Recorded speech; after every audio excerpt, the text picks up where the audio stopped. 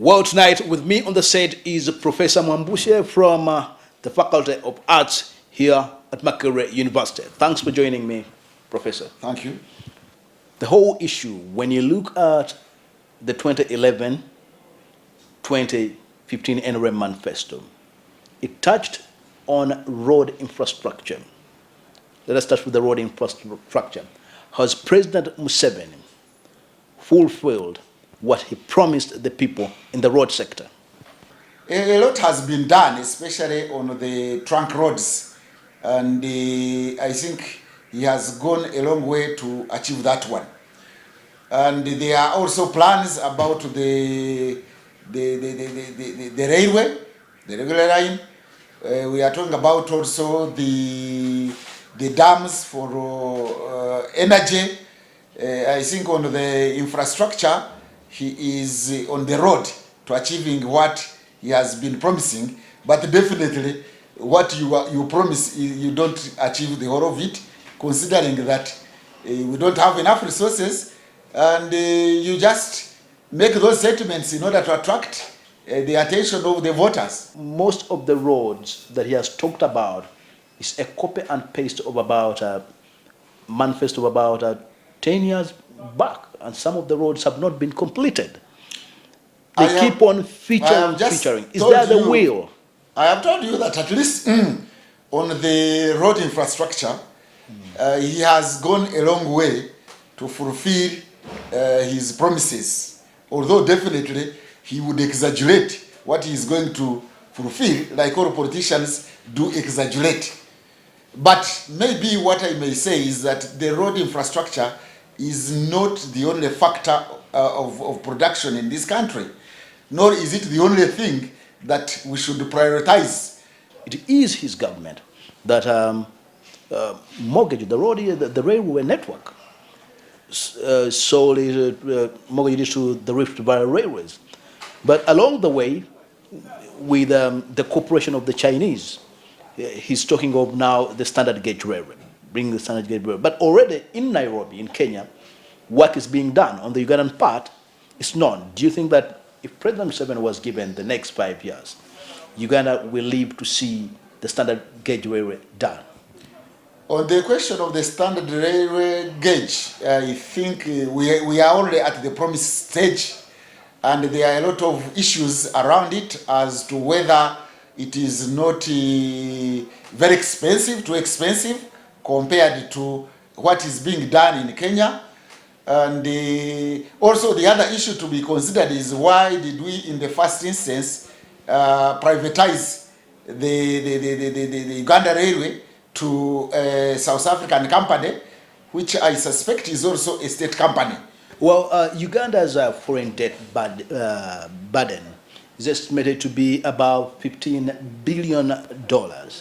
And now we are venturing into another mega project, which is the first of its kind ever since Uganda got independence. That is the standard gauge railway that is estimated to around $8 billion. Do you think that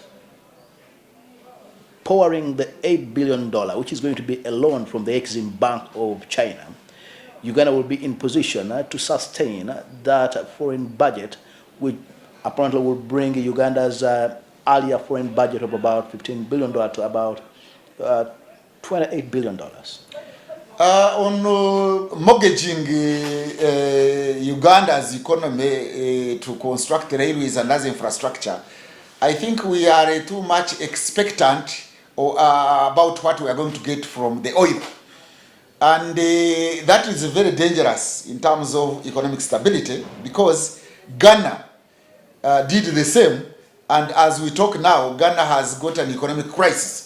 It has got economic recession because in anticipation of the windfall from the oil revenue, they mortgaged the country, they mortgaged the whole bank resources to foreign companies to do certain things like construction of infrastructure, and now they have found themselves with very high inflation and an economic recession instead of having a hygienic economy. President Museveni's 2011 manifesto talked about revamping Uganda's education and we saw him coming with a free secondary education. But if you were to make a post-mortem analysis on the universal primary education, it has not offered Uganda a big deal. What is your analysis of now? Has he performed in the education sector? We need quality education. We need to look at the outcome, not only at the inputs and outputs. We need to look at the outcome. We need to look at whether there is quality education, education that will support the economy even. Do we have technical manpower? Are we heading to high-tech economies or high-tech society? That is what I will look at. And in fact, the current government talks of being a middle income earner in 2030 or 40 or something like that. For me, I would be looking at human development in terms of technological base. 5 years down the road, from 2011 to 2015, NRM's manifesto was talking about improving Uganda's energy sector, building more dams to drive the country's economy.